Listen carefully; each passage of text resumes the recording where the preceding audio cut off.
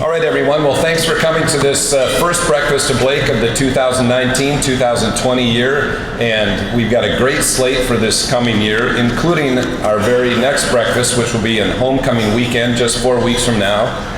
It's a great one because we get to honor some of our alums, including our Alumnus Athlete of the Year, figure skater Kelly Corcoran-Smith, class of '98, and our Jenny Stevens Hagen Spirit Award recipient, George Bodum, class of 1954, who's also here today. And then our Alumnus of the Year will be honored, a New York City school teacher who went on to become a U.S. Senator and Governor of the State of Minnesota, Mark Dayton. Blake, class of 1965, will be honored next month. So I hope you'll join us for that. Speaking of homecoming weekend, there's all kinds of events planned in addition to the homecoming game, football game against Bloomington Jefferson on Friday night. There's a placard on your table there describing the Saturday social. I hope all of you will come. It'll be a chance to see the newly refurbished dining commons on the Hopkins campus and to celebrate the successful completion of the Excellence Accelerated campaign, which raised $80 million for our beloved school. So I hope you'll join us there on Saturday. And now I just want to turn over the podium to a Blake father of 3 students and the chairman of the Board of Trustees, Jeb Morrison.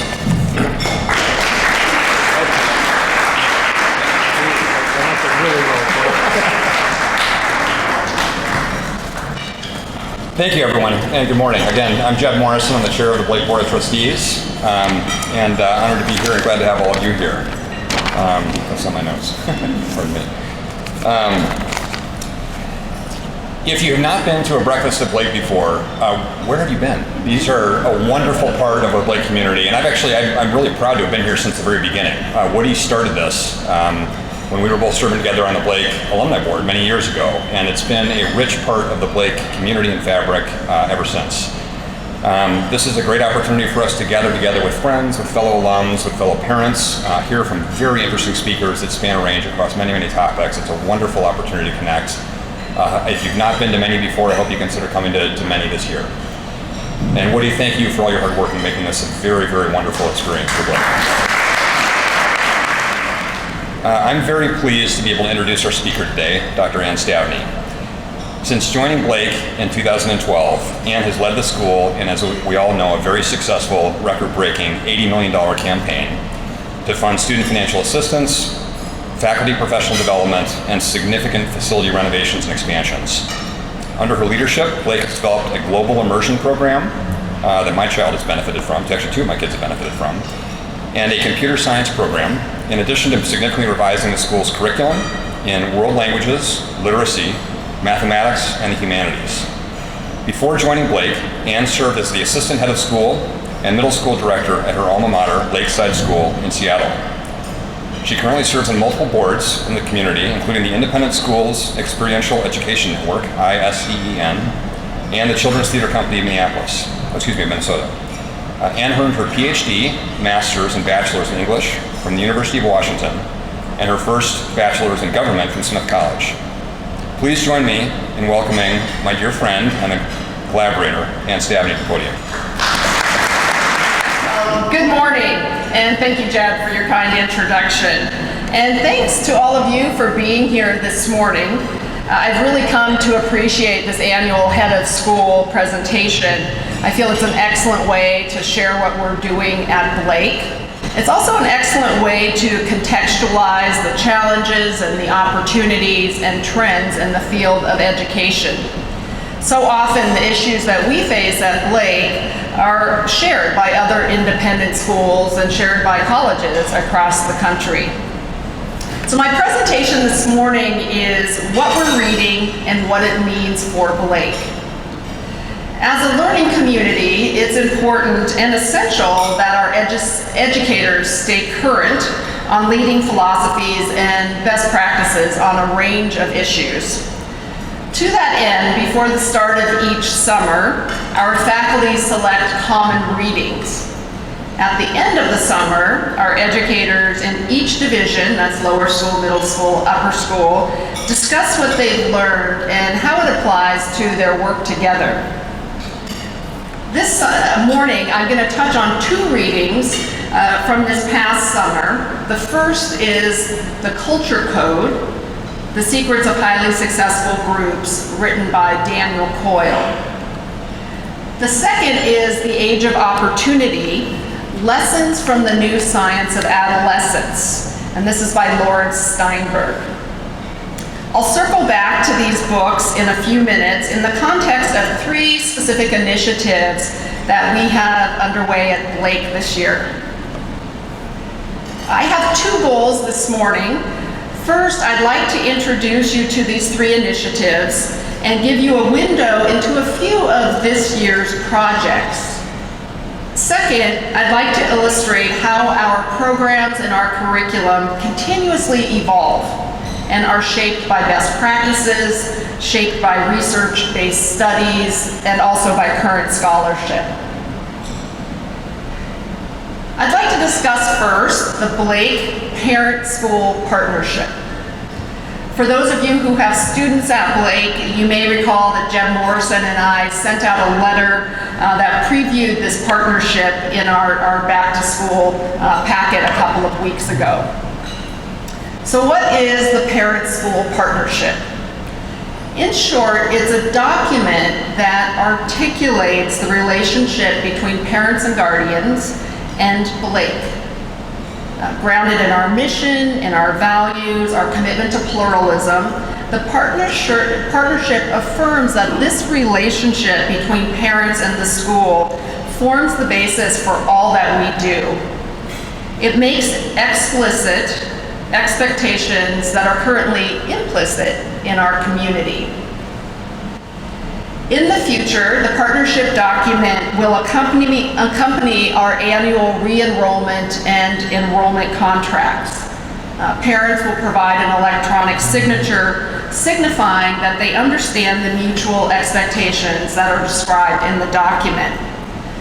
And we anticipate evolving the document as our community evolves to ensure that it best meets the needs of our families and our school. Blake joins many other independent schools in formalizing such a parent-school partnership.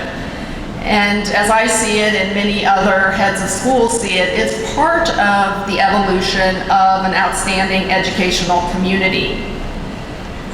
Beyond the realm of education, and in a national climate that's increasingly characterized by an adversarial tone, I think the partnership will help us model for our students how parents and the school can partner to accomplish shared goals. Referring back now to one of the readings from this past summer, The Culture Code by Daniel Coyle, he researches the features that make for a highly functional and purpose-driven team. He examines a wide range of organizations. This includes the Navy SEAL Team 6, the internet retailer Zappos, the San Antonio Spurs, the comedy troupe, the Uptight Citizens Brigade. And Coyle identifies common culture-building strategies that spark collaboration, that build trust, and drive positive change. What Coyle says is at the core of high-purpose, high-functioning organizations is healthy culture. And for Coyle, culture is an active endeavor. He writes, "Culture is a set of living relationships working toward a shared goal. It is not something you are, it's something you do."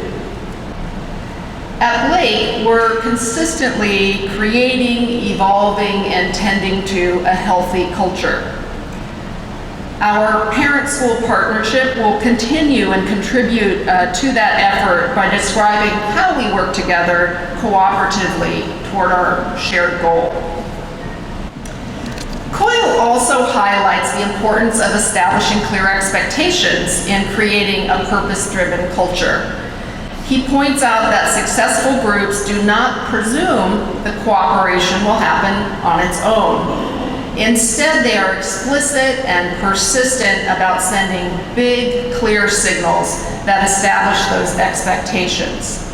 and I'm quoting Coyle here, most successful groups end up with a small handful of priorities, and many, not coincidentally, end up placing their in-group relationships, how they treat one another, at the top of the list. This reflects the truth that many successful groups realize. Their greatest project is building and sustaining the group itself. If they get their own relationships right, everything else will follow. Shared goals and clear expectations depend on mutual understanding of the words, the language used to guide groups and projects. And this is true of any endeavor, but especially when the goals depend on nuanced and complex concepts. Centering goals on a common language is the focus of the second Blake initiative that I'd like to discuss with you. It's our lexicon for pluralism. This resource provides us some common language about concepts such as diversity, equity, inclusion, and yes, pluralism. We have long talked about creating a resource such as this, and we were encouraged to do so during Blake's reaccreditation process 2 years ago, fall of 2017. Blake's visiting team, a team of educators about the size of 15 or so that came out to visit us, they delivered 3 major recommendations for the school's continued growth and development. One recommendation of those 3 encouraged us to develop common language for our pluralism work. And the recommendation reads, the visiting team recommends that Blake establish common language and shared metrics around pluralism.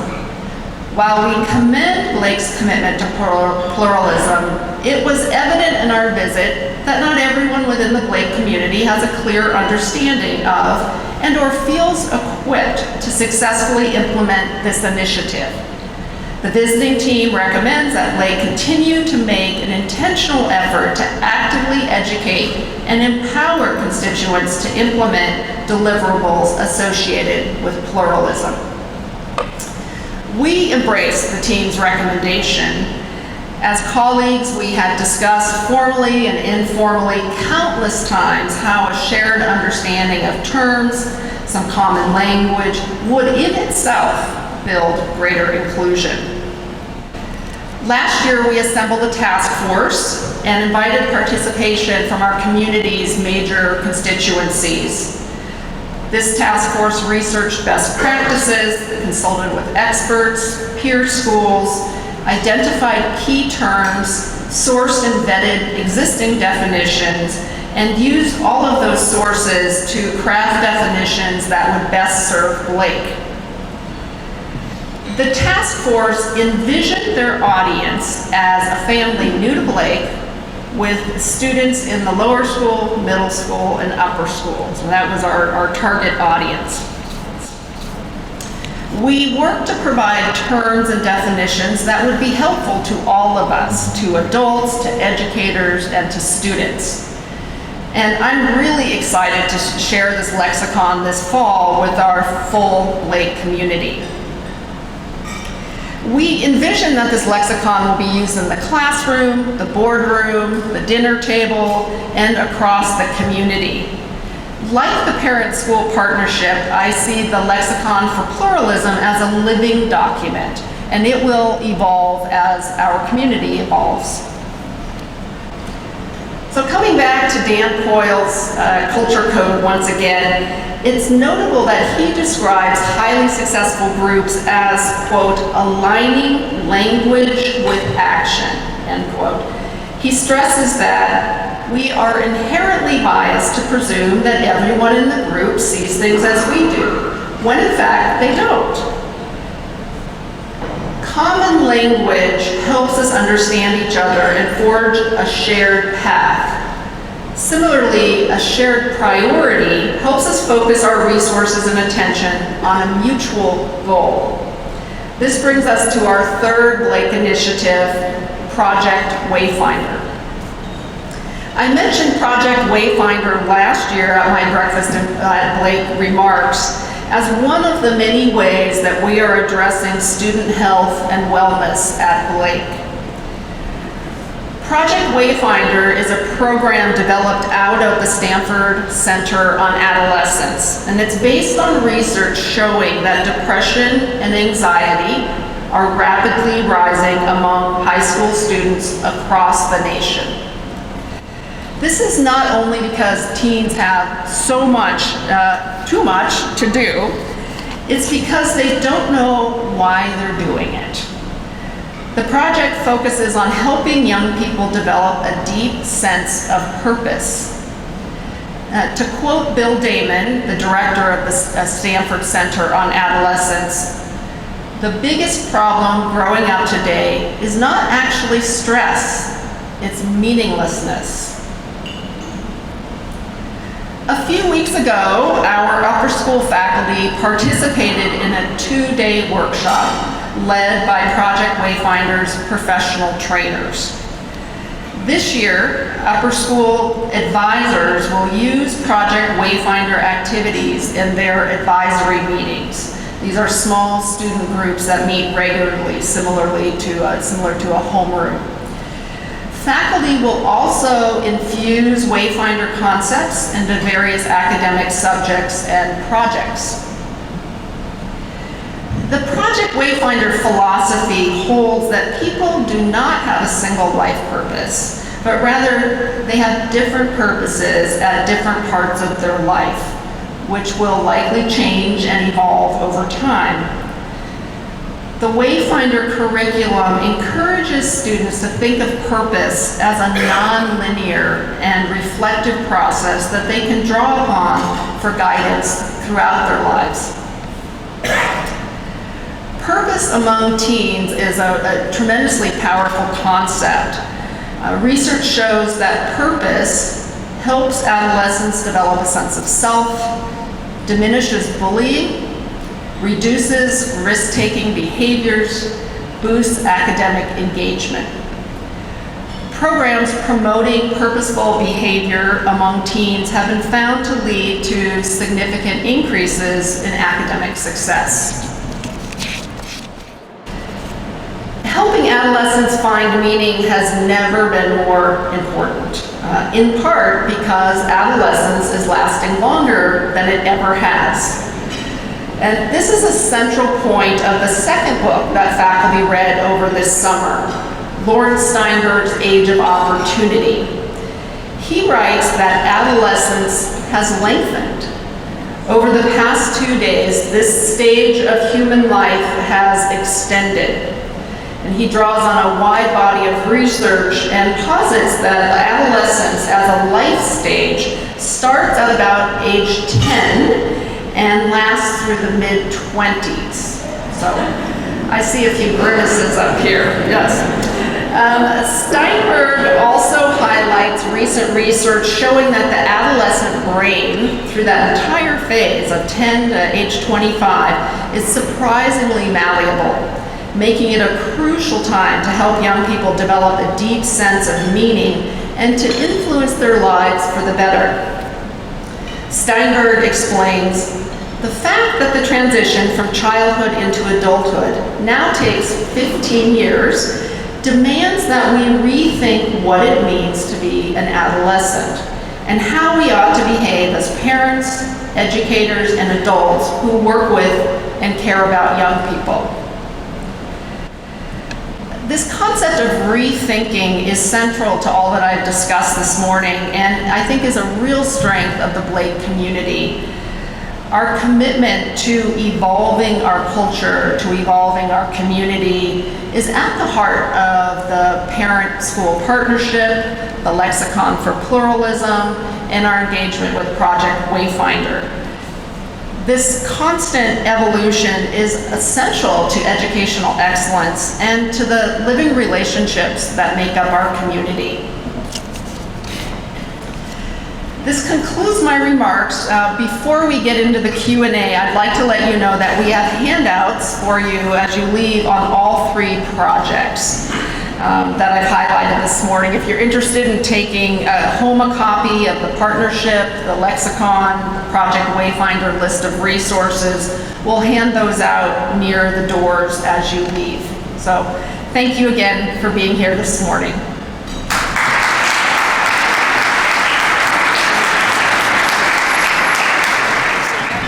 Hi, Maureen Brenner.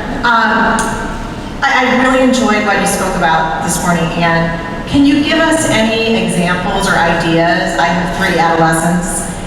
In terms of giving them purpose in life, like how do you guide them best through that journey? You know, it's a great question, Maureen. I have found the resources that Project Wayfinder provides and points you to are tremendously helpful. In fact, instituted them in my own home a couple of days ago with an 11-year-old who is an adolescent. There are fabulous resources that are podcasted, they're videos, many of them made for students. And Damon suggests selecting some of those, watching them together, reading them together, and having a discussion. So you have something else as a shared text to discuss. I think that's can be tremendously helpful. And also that they're able to select some items themselves that sound interesting to do. The Project Wayfinder workbook, which your 3 boys will soon have, is a fabulous resources because it has each year, 9 through 12, they go through a number of activities and actually track that in this giant book. And that can also be something that you ask if they want to share or talk about what they worked on that day. Another way to have a conversation. But I think keeping it front and center is what's really important. Good morning. So I find this fabulous, this Project Wayfinder. We learned a little bit about it at the PH.D. Yes. Dr. Rogeri told us about it. Do you have a timeline here? We're doing this for 1 year, 5 year, 10 year, and how will you measure success? Great question. Last year we piloted a number of the activities in 9th grade advisories. This year we trained all of the teachers and for 2 days, and they are all asked to implement these activities in advisory groups. We've given them tremendous training. Halfway through the year, we'll have the trainers come back for a refresh and that kind of version 2.0. And we expect by next fall that we will really have a widespread kind of sequential program in our advisory groups. So, and I noticed the emails flying last week among the upper school faculty sharing activities, and that I see as a real success. So when it's kind of twofold, when all the advisors are excited about this and find their own comfort in teaching these activities, and when the students report to all of you and to us that they're finding it useful. It's worth its time for them to actually be engaging in the activities. I think this is fabulous. My question is on purpose. I'm 72 years old. I'm still trying to, not find my purpose. I know my purpose, but when I was 18, I can guarantee you I had no clue. And I'm just wondering, do you guide to a purpose? Do you start with small purposes and expand? Or can you tell us a little bit about that? Sure, yeah, and thanks, John. The Wayfinder posits that our purpose will change at, we take many different legs in our journey. And if we're trying to identify where we're going to be 60 years from now, that is not going to be both useful or probably possible. But having a sense of purpose, starting in a very kind of close analysis, which is when do I feel my best self? Who am I around when I feel like my best self comes out? So that gets to kind of purpose of friendships, and meaning in friendships. what kinds of teams can I participate in or activities beyond schoolwork that, again, I feel like my best self comes out and I feel a real sense of connection. So we start with what right now is making so many of our students so busy. And, you know, are you finding meaning? Is this bringing out the person you were meant to be? So we kind of move out in circles. So by senior year, or junior year, thinking a little bit about what kind of college environment they might want to be in. And there's a huge range, and what again is going to be the best for them. So that's how we work on that in concentric circles, moving out. Thanks. Good morning, Kingston. Morning. I can certainly understand and support this approach on culture and common goals. Any of us in this room who've been with a successful organization will realize that resonates with them and their success or lack thereof in this life. My question to you is that while we all applaud the common culture approach, we are living in a country that is riven politically. I've experienced that in family discussions when people get up and leave the room, yell at me, cry, and occasionally speak with measured tones. My question to you is, at this young age, is there a possibility to bring into your formula an acceptance of the other side? In our democracy, we don't have that. We're built in, we have to have one side fighting with the other one. The question is how hard they fight. Yes. Is there any place in the secondary school system that you could inculcate an acceptance of and a tolerance of other views? Thank you. Fabulous question, and one that we've talked quite a bit about as an administrative team. And also anticipating a presidential election next year, which will only kind of amplify some of those tensions within our community. A couple of years ago, I talked about our civil discourse curriculum and teaching students about the 8 to 10 critical skills for civil discourse. Listening, listening like a trampoline is one, bouncing it back, truly being reflective. There are a number of different skills. And this year, I certainly think that the Project Wayfinder in the upper school helps us center on the students. And that's been my approach to these discussions from the very beginning. We are not going to solve culture wars, political differences among adults. That's neither our job nor likely to be successful. But what we want to do is educate students to be critical thinkers, to take positions that are not merely opinion, but that are judgment, that are judgments based on evidence, based on analysis. And we're working this year with faculty on bringing together a task force to discuss how we can reframe a little bit how we think about students in discussions about politics and values.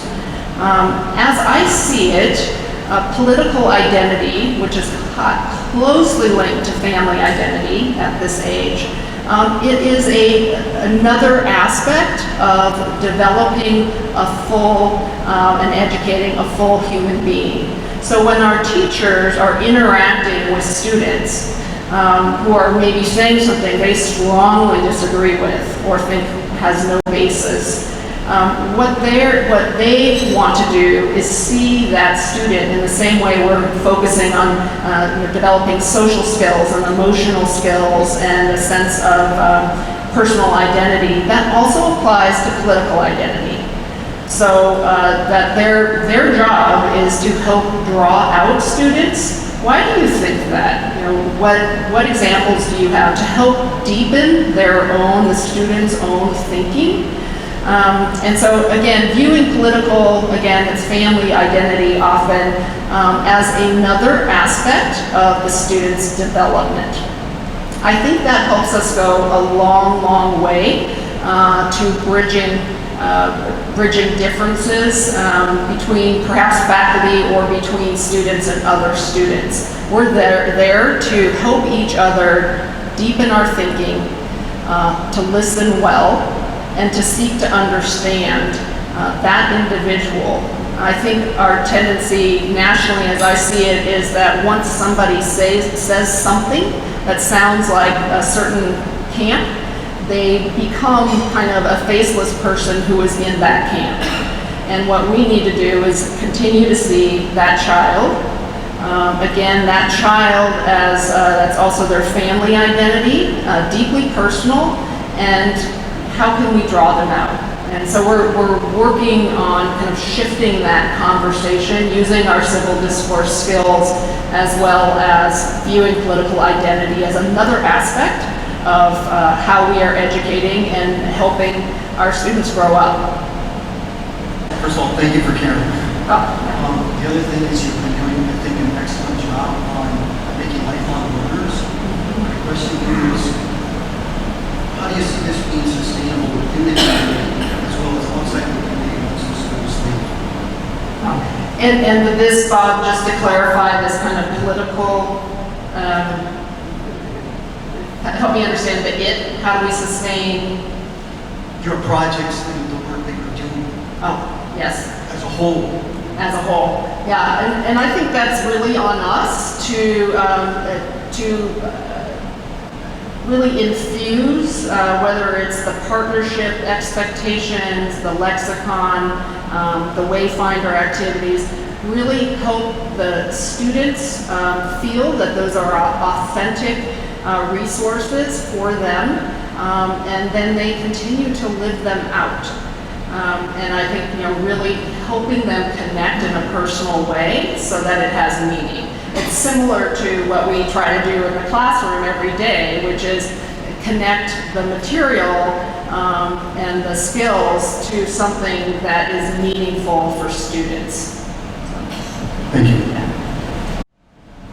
Thanks again, Ann. This is a wonderful presentation. How do you handle the situation between parents at home doing their best to guide their kids, but reaching a point, why is the school getting in the way of our family values? I witnessed this firsthand as a teacher at Blake for a long time, and that's always a dicey question.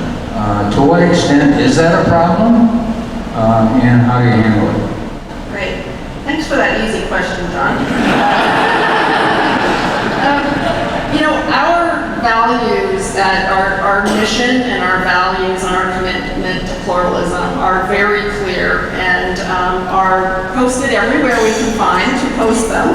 And I say that because when families choose to come to Blake, they know that the mission, the values, and the commitment to pluralism those are our kind of guiding light. So they're opting into that. I strongly suspect no one would argue with our values, respect, integrity, love of learning, courage, or our aspects of our mission, and certainly our commitment to pluralism. So in some ways I see families self-selecting. When we get to that question of values, I often, and I welcome sitting down with folks to talk about this question. We have to be very clear, we're not trying to solve differences among adults. Again, that is not what it's about. And often, I will find when I have a conversation with a family or some parents, their child is kind of nowhere in there. So did this come home or no, it's our sense? Okay, well, let's talk about your student's experience, in the classroom. So I really want to drill down on what's happening for their student, because that's what we can shape and what we're responsible for. And certainly if there are things happening in that environment that we can work on, we do. Good morning. So, a new parent might be a question totally out of context, but we were invited for this event, a diversity event called the Picnic for People of Color. Yes. And, you know, being a new parent, I have to be honest that the title was a bit, I had mixed feelings when I met a bunch of new parents that I knew who were also Asian, and I said, well, what's this whole thing about calling people of color under one roof? What's the whole idea? Because, you know, I have mixed feelings. How do you feel about it? And without taking names, 4 out of 5 families said that, well, we don't attend it because of the title.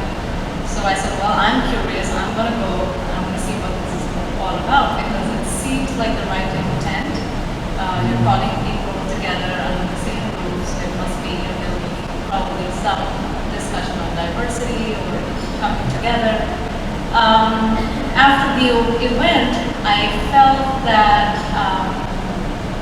and I could be wrong, it was a premature conclusion, but that it wasn't something, the intent didn't come out the way it should have. It seemed like it was in the name of diversity, more of an event to segregate people. And I was just wondering, I'm like, if I were a white person right now, I wouldn't come here because I would be like, hey, maybe these people need their space, they need their own little community to meet. I wouldn't show up. So I suggested, you know, I spoke to the director of diversity right after the event, and I said, well, I was wondering if you could name this as celebrating diversity, and then it would be interesting to see who actually shows up for the event, instead of you know, having this as people of color meet and they have a meal and they leave. There's no interaction. There isn't anything that you do. We don't talk about, you know, especially in the current political climate and the country's climate, what is diversity and how do we move forward from just the garb of these strong words and really incorporate that with our children and you know, acceptance. I have lots of thoughts, lots of ideas. I don't want to take this space. I walked in really late, so it's totally out of context. You know, I'm definitely curious to know how does that play out during the school year, in the school life, and when our children feel they're different. How is that a good thing? And how is that really brought together by the teachers and the school environment? Because like you said, we do a lot of research before choosing schools where our children feel that they're welcome, they're one of us. My daughter insists, well, I'm American, I don't know where you came from, but you know, I was born here, so. Right, okay. Thank you for that question. I really appreciate it. And I'll just touch on a couple of things. I see there are a number of topics embedded in your question. One is the term people of color. Imperfect term, for sure. Some people, many people who could identify as a person of color don't. So I recognize that. And our students, we have about 27% of students who, actually closer to 29%, that's an old statistic, who themselves identify as students of color. That is a minority. Clearly, we've got a white majority. Some of those students and families really enjoy coming together and meeting each other in advance of school. We have some students who might be one of 3 students like them in a grade level. They might be on different campuses in the lower school. They might not have classes together. So it's a wonderful opportunity for students and families to meet people who they have some affinity with. And so it's really, we provide that as an opportunity for families. They certainly don't need to attend. I'm going to push back a little bit on the no program. I've been there now. This is my 7th one that we have thrown, and I've been there. And we had an activity where each group was asked to find an adult that works at the school, a parent, a middle schooler, and I got in a little bit of a tussle with someone who was trying to pull the same middle schooler that I was for our group, and a lower schooler. So we were trying to come together, and we talked about together what is it that we're excited about for the year, what is it that we think is really meaningful for us personally in being part of the Blake community. So we are seeking to have people make connections, not only with those who are the same age as they were, but also different groups in the school, to have those affinities. And so that was really the purpose. We want a soft program, as it were, so that people, if they come late or leave early, or that they don't have to participate if they don't want to. As it connects to the school year, we have affinity groups in the lower, middle, and upper school. And they are affinity groups that are, for example, Asian American affinity group, LGBTQIA affinity group, African American affinity group, any number of affinity groups where students benefit from coming together and talking about some of their shared experiences. And again, it's purely optional. And we know, and we've done quite a bit of research on this, is that students find them, including at Blake, invaluable to having a sense of belonging and connection with others that share that aspect of identity. So that's why we do it. We know that it improves that feeling of belonging, that feeling of being a part of the community, that there's others who understand them, and also academic success. So those are a few answers to your question. Thanks everyone for coming this morning. I think we're all lucky to be associated with Blake, and we are all really, really lucky to have Dr. Stavney